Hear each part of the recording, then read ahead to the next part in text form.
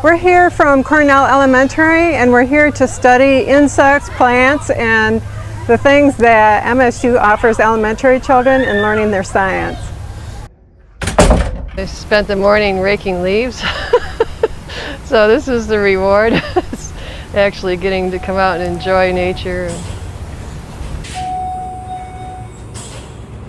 We're actually just taking a tour of the children's garden. We're in a class right now.